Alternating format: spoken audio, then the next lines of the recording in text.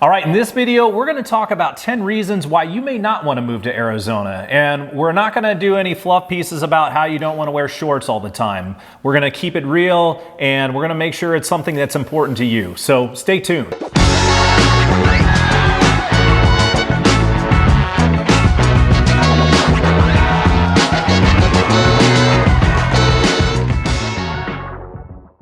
What's up, everybody? It's Greg Corbett with the AZ Lifestyle Group right here in Phoenix, Arizona, sitting with my good friend Chip from the Arizona Insider channel. If this is your first time to our channel and you're looking to find out everything you need to know about what it's like living in and or moving to the Phoenix metro area, make sure to hit that subscribe button and click the bell so you can be notified whenever we post a new video. And Chip, we're literally helping people from all over when it comes to finding the best places and neighborhoods to live here, and we absolutely love it. So if you're even thinking about making a move or relocating and you need any assistance whatsoever, give us a call, send us a text, shoot us an email, however you want to get a hold of us. We got your back when it comes to moving to the Phoenix metro. All right, Chip, for everybody who's watching this is going to be geared towards some of the negatives about Arizona. Not to scare anybody away, but we want to share just the negatives so that you can be fully aware of what's going on and have the right expectation before people move here. So we've got other videos showing pros and positives, that type of thing. You can find that on our channels, but we want to share the negatives on this one, and we're not going to mess around. Let's get started. What are the things that you think about when it comes to one of the negatives that people need to know about when it comes to moving here? I think I go right to lack of seasons. If depending on where you're coming from, you might be used to 4 seasons, having the orange and yellow leaves fall in the fall, and then having a winter where you're shoveling snow, and then a light, nice, cool summertime. Well, it's not really the case out here in Arizona. In my opinion, you got the summer and then you have not the summer. That's really it. No, that's pretty accurate. It was a huge thing on me when I moved down here. I grew up mostly in Colorado, so coming down here, there was no holiday anymore. Like I didn't feel like there was any kind of holidays. Like you can celebrate it here. People decorate and they put lights up, and people try to make it as festive as possible. But it just feels different without that different climate. And so that's something that people need to know about. If you're used to that and you like that, some people might not care, but I know when I moved here, it was something that kind of wore on me a little bit. Yeah, if it's something you weren't expecting, just be prepared for that. Yeah, absolutely. Desert landscape or our lack of greenery. So a lot of the subdivisions out here in Arizona, especially your newer ones that are being built out in the East and the West Valley, it's a lot of gravel, a lot of cactus landscape. Now it is low maintenance, but if you're used to that foliage, that mature landscaping, it's not very common here in Phoenix Metro. There are some places you can see it, but what are you seeing out there, Greg? Yeah, no, I would agree with that, and kind of add on top of that. Like I know for me, it was a big thing when I moved down here to be going from completely green area to complete desert. Even flying in and seeing when you're coming in from another state and you're seeing the desert landscape, it just doesn't look that pretty. And even driving down some of the streets here, it's not as pretty as what you would like to see. Now there are some beautiful areas, obviously, in here in Arizona, but from a perspective of having that lack of greenery, that was something that took me a while to get used to, and probably would take a few of you a while to get used to as well, just the change of scenery like that. Yeah. All right, the number 3 thing you need to know, Chip, and that is the summer is hot. Is that pretty much all they need to know? It's hot. Cool, let's move on. As we're going through this real quick, Chip, if you guys are finding this information valuable, please give us a like. Always helps us, helps the channel, and we appreciate it. So definitely take the time to do that. Yeah, it's just that little thumb right there. You just click it and we're good. All right, number 4, let's talk about the cost of living and specifically housing prices going up and how that's affecting a lot of people, because that's definitely a huge challenge for a lot of people this year. Yeah, I mean, just the basic principle of supply and demand right here in Phoenix Metro is driving our home prices up. Our inventory is a lot lower than it was this time last year. Record low levels. Record low levels. I think it's almost 15% lower than it was last year, ballpark. You have 200 great people like yourselves moving here every day, and then some of us locals that are selling and moving too on top of that. So it's created supply and demand it's created natural demand with low supply, excuse me, and that's driving the prices up. Yeah, there's a lot of reasons people are moving here, and that obviously is pushing the prices up, but people are looking to get out of other expensive areas. People are looking to, people are working remotely and now trying to get into different places because they're staying at home more often. So between people moving here, which people always move here, but also this pandemic that we've been going through the last year, that whole thing has caused just an enormous amount of pressure on pushing prices up. So obviously interest rates have helped it, but it's something that we're talking to so many people that maybe are thinking that they can come in here and still get a pretty good deal on a house, and it's not as easy as it used to be for sure. Yeah, I mean, you're typically not gonna be the only one submitting an offer on X property. Now there's some cases where for whatever reason that house doesn't have a lot of demand, but more often than not, you're not gonna be the only one going after house A. So one of the things that a lot of people might not be aware of and can definitely be looked at as a con here in Arizona are our critters. Scorpions are very common depending on where in the valley you are. Coyotes run rampant in most parts of the valley, so if you have small pets, you got to be cognizant of that. And then sometimes you can see rattlesnakes, cockroaches, roof rats. Like Greg and I live in different parts of the valley. We're not that far from each other, but my critters are going to be different than his critters. So what have you seen over there in the Arcadia area? Yeah, I mean, we're in the citrus grove, so I think roof rats tend to be a common thing over there. Maybe not as crazy as it was back in the day. I think people still have them. There's a lot of people that know how to address them properly, but with all of that, you're still going to see them around. It's still going to be something that you have to deal with. We see a few coyotes cruising around the streets over there. You got certain pockets that might have scorpions, but I haven't seen one thankfully in a while, but there are pockets of scorpions over there. Well, you know what also is really common out here and is very treatable, but you're almost guaranteed to get it in home ownership or termites out here. But they're treatable. But that's definitely something that you got to be aware of. Yeah, termites are super common, and they come up. You get a termite inspection on every single house that you go under contract on. So that's a good point to bring up, because that's one of the most common things you'll find out here when it comes to critters. So do we have them? Yeah, and you need to be aware that certain locations are going to be definitely more prevalent than others. Yes. All right, number 6. This is kind of one that not everybody talks about a lot, but I think it's a pretty big one for a lot of people that are moving here, and that is pool maintenance. And I think everybody wants a pool. There's always the people that are like, hey, I'm moving here, I want a pool. Number one, if you want a pool and you're looking for a house, you just added a ton of demand, and you also had a lot more in pricing to your house when you're looking at it because so many people want it. But then you're adding the pool maintenance issues. And look, everybody wants a pool during the summer, but man, they can be a pain in the butt to take care of. Chip, I know you have a pool. What does it cost you to take care of your pool, and how much time does it take? Yeah, so I take care of my own pool, but it definitely, you have your regular chemicals you have to purchase.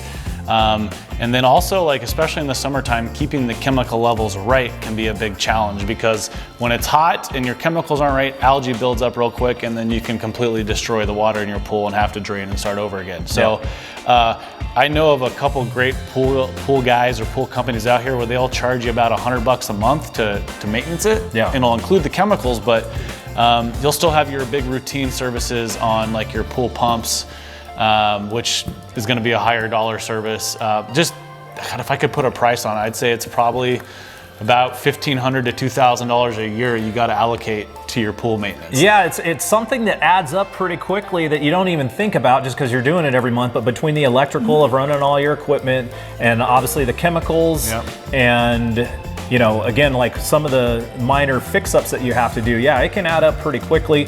One thing that you should know, and everybody should know this, but don't pee in the pool. Don't pee in the pool. That causes a lot of challenges, so don't pee in the pool. It does. Nobody likes that. No. Okay, so number 7 on our list, you guys, is it's hot in the summertime. It just gets hot. That's all we need to tell them. Hot. All right. All right, number 8, and again, not one that people tend to mention a lot, but I think when you, especially if you've been around like a while like we have, you start to notice this, is that all the communities, or a lot of the communities, I won't say all of them, but a lot of them look very similar. Yes. There's a lot of developments, all the newer developments, anything that especially developed between like 2000 and 2010. If you go Chandler, Queen Creek, Gilbert, probably into Peoria, Glendale, like all of the same developers did the same thing all over, and then all the housing looks similar. Yeah. So you have a lot of cookie cutter stuff going on here in Arizona. There's some nice stuff, but it tends to be looking the same wherever you go. Yeah. What do you think on that? Yeah, like all like the Glendale neighborhood, like beautiful neighborhoods, beautiful homes, but like when they started to be built, I think those home builders had like 5 models you could choose from. And they're nice, but they all look very similar. A lot of, what's the facade I'm looking for? Like just a stucco facade. And yeah, a lot of them look the same. So you similar lot sizes, yeah, similar front elevations of the house. Yeah. And look, there's plenty of beautiful communities, but you're really gonna think like you're like, where did I just go? Because I feel like I was just over here, even though I drove 30 minutes to go somewhere else, and it looks exactly the same. Exactly. It's like that desert landscape is like feeding into the houses. That all kind of blends in a little bit. And it's the community, and I think even more, it's the retail developments. Yeah. You'll see the same shops and shopping, like you'll have these same like retail shopping center, and they'll have the same stores over and over again. You're like, okay, well, this is not that unique. So, some areas don't have it, but a lot of them do. Again, if you stay there all the time, maybe you won't notice, but from us, looking around all over the place, a lot of similarities. Well, it's funny too, like having lived here my whole life, like I naturally gravitate towards the communities that are like diverse in the way the houses look. Yeah. The not cookie cutter ones, which if you think about it, Phoenix Metro, there's really a limited amount of neighborhoods that offer that diversity when it comes to the way the neighborhood looks. So now, and I want to preface this too, like, is a really negative reason for you to not want to move to Arizona is because they all look alike? Probably not, but it's just from our perspective, it's just kind of something that's like you probably should know about. Yeah, you should definitely know about it. So number 9 on the list is something that just happened and just passed in the 2020 election. Is marijuana is now recreationally legal here in Arizona starting about a week ago. So could be a lot of slow drivers out there. Pizza places are gonna see an increase in business, so you might be waiting longer for your pizza. Yeah, no, I mean, we're gonna see a little bit of change for those of you who maybe gone to Colorado or Washington or now in California. Maybe you're used to this type of thing. There's gonna be some changes going on. Yeah. So definitely things that people want to know about. Some people obviously think it's a good idea, but there's gonna be a lot of people who think it is a con and are not gonna be happy with it, because you're gonna potentially see people acting in ways that they shouldn't be acting in the public. But it's something that we wanted to share. Yeah. You might like it, you might not like it. We'll have it on the potential list of negatives for people who are looking to come here. Yeah, just be aware of it. All right, number 10 on our list, Chip, and this is something that nobody talks about whatsoever. Nobody. I mean, I don't think we've even brought it up at all during this video, and I think people should know, and that is... What's the weather like in the summer? The summer is hot. Oh, it's hot. Well, let's go into a little bit more detail since we've skipped over it in the first couple. Talk to them a little bit about what they should be prepared for. Yeah, so my opinion, once you get through May and you get into June, once June turns on, that's when we start to see the higher temps. And that can be upwards of 120 degrees in peak summertime. So that means it's hot, it could be destroying your car's dash. Hopefully you have a garage or shade to park in, tint on your windows, sunshade, and a pool in your backyard to stay cool. Be prepared for your electric bills to be much higher. Yeah, it causes a lot of issues. Obviously, for us who've been around for a while, you learn how to deal with it, but it's a big adjustment if you haven't dealt with it before, and you definitely have to take care of not only yourself, make sure you got all the sunscreen on, make sure you're covered, you've got shade like Chip was saying, because it's brutal, and it has been even more brutal from last year. Yeah. It was devastating to a lot of the landscaping in the last year. So yeah, is there ways to deal with it? Yes, but it's it's not fun, and especially when we had record, 110 plus of like 53 days last year were over 110, and that's a lot of time. Well, and to that point too, Greg, last year we were really dry. So normally Phoenix gets about 35 days of rain each year. I think we had maybe like 12 days last year. So I remember one day. Yeah, it feels like barely even a day. So 33 days, there's no way that even is accurate, but didn't happen last year because like once August, September rolls around, we usually get monsoon. So we get this moisture where it kind of cools off, but it was non-existent. So it's hot, you guys. It's just really hot. Yeah, it's probably the biggest thing. I mean, it's the biggest challenge that I have living here. Yeah. Some people love it, but I have a challenge with it. I don't, you're probably used to it. I mean, again, you hear about it all the time. So, but it always is helpful to have like a really good understanding of how it's going to affect you and what you should be prepared for, and so. And if you haven't experienced it, I mean, it's hard to describe until you actually step off, the terminal. It is a dry heat. It is a dry heat. That is. I mean, it's a joke, but it's a good thing. I mean, if you're one of those people that suffers from allergies, like. It's dry out here, so there's a lot of people that come out here because it is dry. Yeah, and the humidity sucks, don't get me wrong. Like when it is humid in other places, like for other people who are coming from like Florida and they're like, hey, or anywhere on the East Coast, and they're like, hey, I'm coming from humidity, so the dry heat is a complete change of pace and is so much easier. Totally get that, it's true. But it's not that much better. Yeah, because at a certain point when you're going on 4.5, 5 months straight of 110 degrees, 115 degrees, you're just like, the summers feel endless sometimes. They really do. And those drag on like, I'd say, obviously June, July, August, September, 100%, but I mean, even into October this year, we had over 100 degrees easily. I think the first half of October was still over 100 degrees. And it didn't start cooling down until the end of October. It's usually like, Halloween is usually kind of a nice breaking point for us. Yeah. You get into November, December, but be prepared, and that could start as early as May. So you could have, 5-6 months potentially of warmer weather, and then the extremes in July and August for sure. I think the summary is it gets hot. Did we tell them it gets hot in the summer? Greg, does it get hot?